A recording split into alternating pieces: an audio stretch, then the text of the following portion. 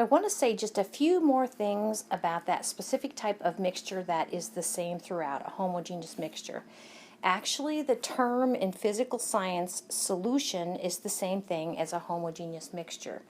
When we think of a solution, we usually think of a large amount of solvent, and here's my beaker, have a large amount of solvent, and I'm going to add a little bit of solute. Okay, and that solute could be a solid or a liquid, and I'm going to dissolve it up, and it's going to be the same throughout. Okay, so that actually is a solution. So in other words, make sure we're all on the same page, a solution equals solvent plus solute. Solute, okay, very good, and it's homogeneous. All right. Now, if the solvent is water, which happens a lot in kind of everyday life, if the solvent is water, then we call that solution an aqueous solution. And the abbreviation you're going to actually see coming up here, an aqueous solution is AQ. Okay. All right. So I want to talk just a little bit about solutions, and if you're adding a solute, we kind of have these things going on. Now you know that sometimes the salt, picture sugar, actually that's the example coming up on the next slide. If you add some sugar to water, you stir it up, all the sugar dissolves. Okay, we would call that actually an unsaturated solution. That means you could put more sugar in there, okay? Now, at some point, if you put sugar in your water and stir it up, it's just kind of right what we say to the tipping point. Your water can, what we say, your water can only hold so much sugar. We're going to see actually it's somewhat temperature dependent. You probably would tell me if I want more sugar to get dissolved in my same amount of water, what would you do? Heat it up? And actually, you are right. I'm going to show you a slide coming up. But a saturated solution means that you're right at the tipping point that no more solute can be added and go dissolve.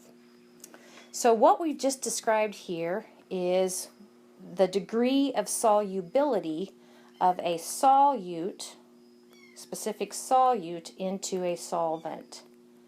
Now, a lot of times that solvent is water, but not necessarily. Okay?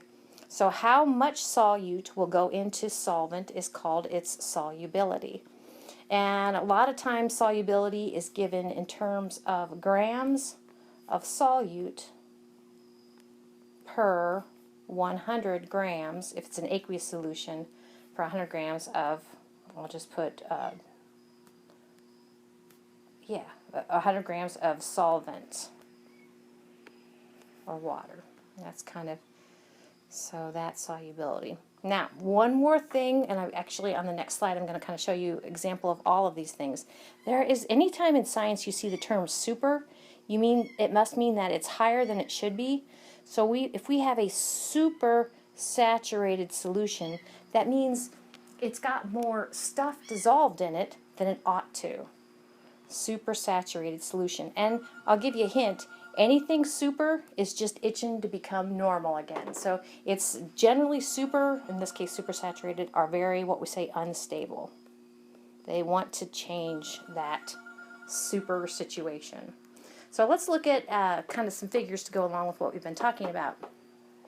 So here, and actually we have some numbers associated, but we have 30 grams of, it's not sugar, is it? It's sodium chloride. We have 30 grams of table salt, and we're going to dissolve it in 100 milliliters of water. Okay? And this is telling you that it will all dissolve. We have an unsaturated solution. Unsaturated means it can't hold any more, so unsaturated means it can hold more. Okay? I don't see a temperature given, but that's okay. So we're going to up it from 30 now to 40 grams. And we're going to try to dissolve it in the same amount of water. Aha! Notice that at this point we have a sludge. I call that sludge. Okay? that sludge is undissolved sodium chloride. So, in other words, we have reached the point of saturation and gone beyond. It's not a supersaturated solution. It just means that it can't hold that entire 40 grams. What did it hold?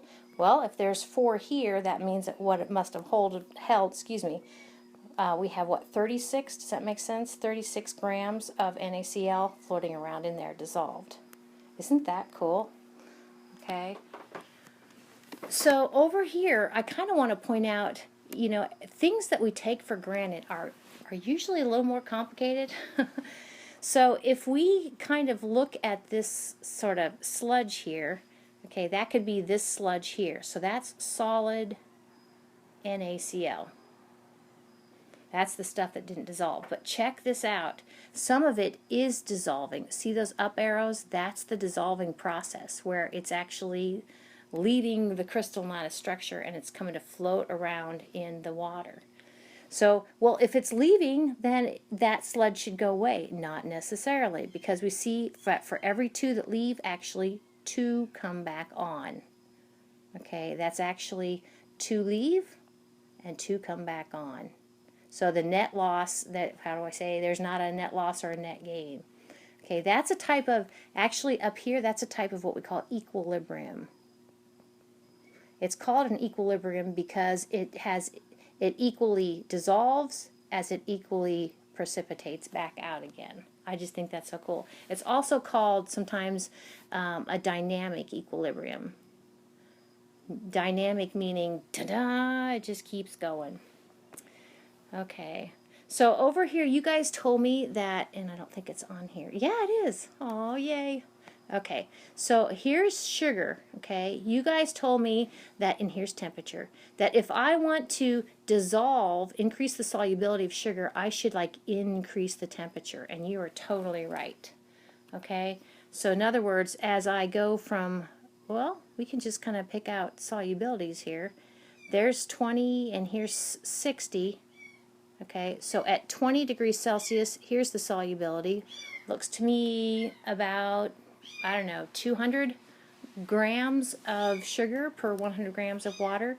Then up here at 60, you're talking more like, I don't know, 280. So this is 280 grams of sucrose, and this is, what did I say, 200? Okay, so it increases.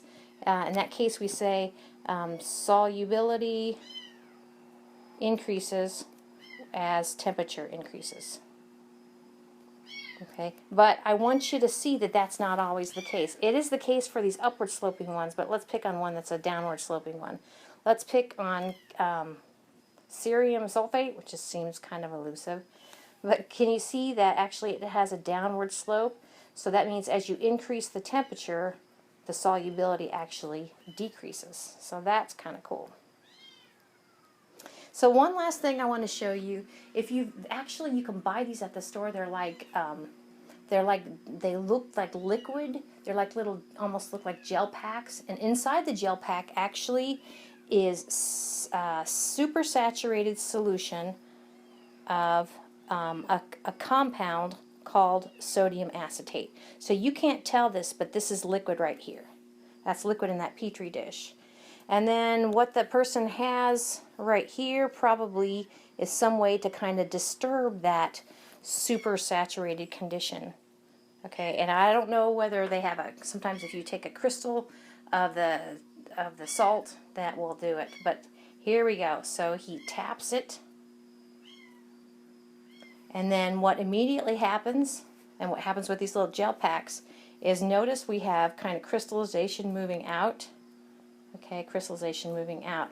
Now, one of the things I'm going to talk about in the next part, just kind of briefly, is that sometimes when processes like this is actually going from a liquid to a solid, okay, or how do I say, it's coming out of solution. Sometimes processes like this are what we call exothermic, and this is very exothermic. This is to say that if you buy one of these gel packs, it releases a lot of heat. And I'll try to remember to bring one of these with me to lab.